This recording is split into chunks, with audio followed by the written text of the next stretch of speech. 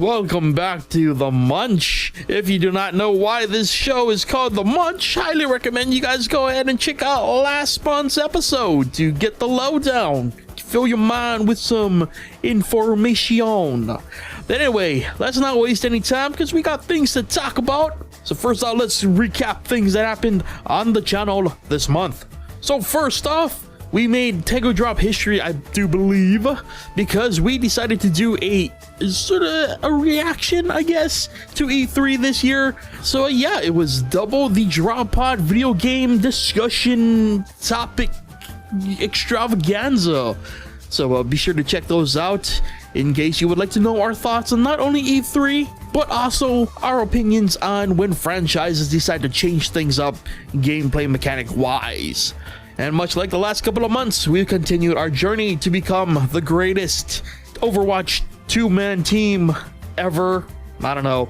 Honestly, the more I play with Joe, the more I realize our dynamic is pretty much Joe gets salty and I get zen. Especially this month because we did our first weekly brawl, which was the All Soldier 76 brawl. I don't know if we're gonna do those in the future because that one was tough. But then again, that was probably the wrong brawl to start with of all the brawls, so we'll see in the future. But nonetheless, a lot of Overwatch content as always on the channel this month. The final thing I have to mention, because it was probably the most surprising thing that happened on the channel this month, the fact that our discussion on the cleanup cast, the topic of incest and Overwatch porn was our most popular video of the month. And it's interesting because last month we actually had somewhat interesting, seems like the cleanup cast, ever since we started talking about more niche topics, has actually started to get us more views than any other video on our channel, which is very different for us because I don't think we've ever experienced that in the past. But this past month in particular, I had to really dig into the data and try to figure out just what we did. So while that might be our most viewed video this month, the retention is probably one of the lowest that we've had all month, which for those of you who do not know, retention means just how long people actually watch the video.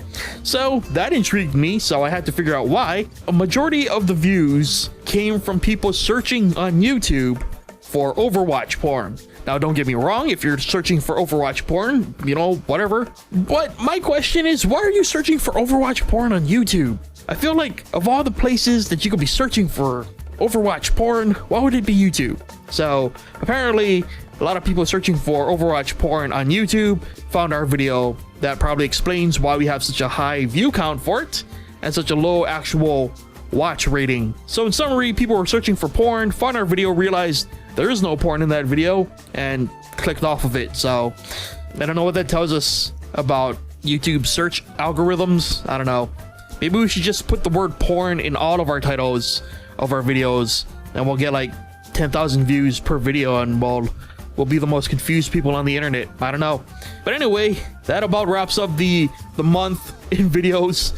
What a confusing month. An exciting month, if you will. But that is just the start of another month of what is to probably be more craziness. Because as I'm probably going to name this video, indeed, there are no more Sunday videos. And I actually sort of went into this in our last drop pod last week.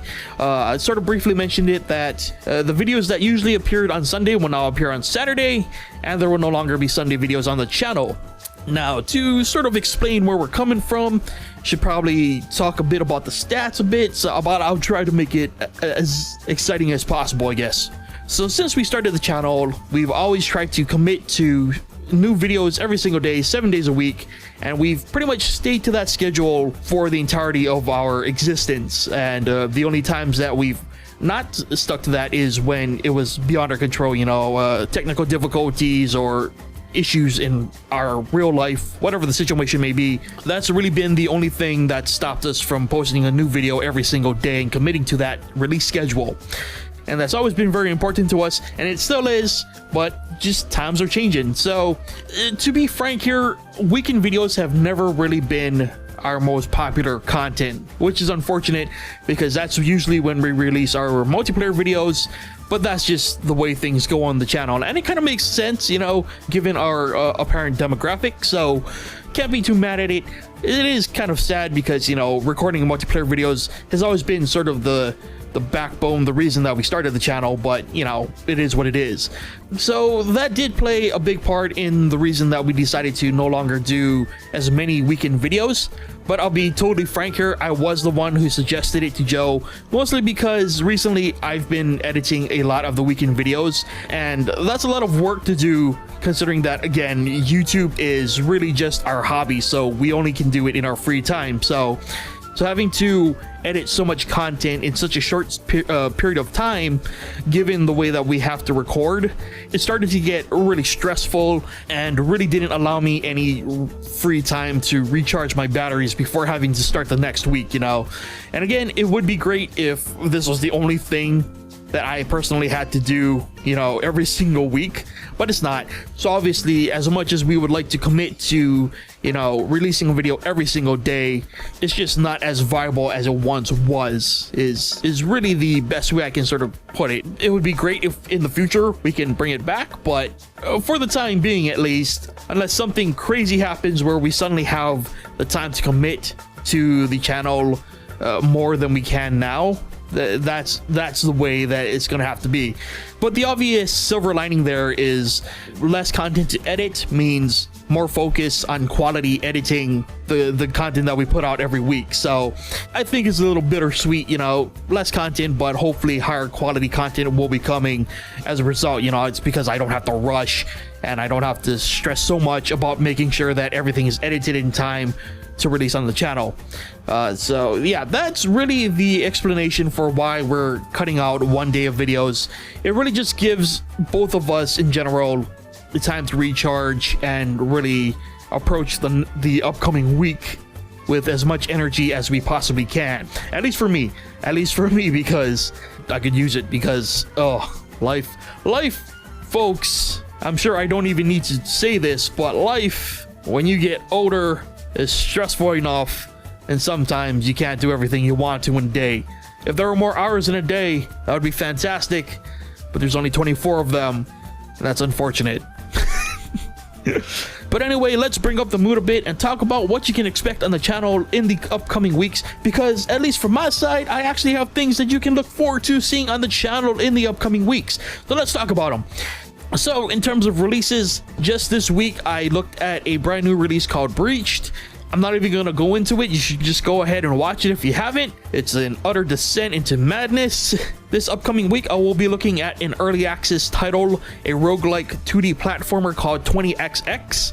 I will also be finally looking at Party Hard, a game I've been meaning to check out for a while. And I'm currently planning to look at Strider the week after, and maybe Hand of Fate, another game I've been meaning to look at for the channel.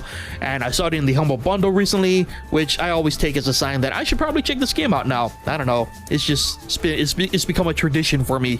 It's harder to say whether or not those two games will be looked at in particular, because that is like 2 weeks out and things can change from now to then. So can't promise anything, but it's possible that I'll also be looking at Strider and Hand of Fate.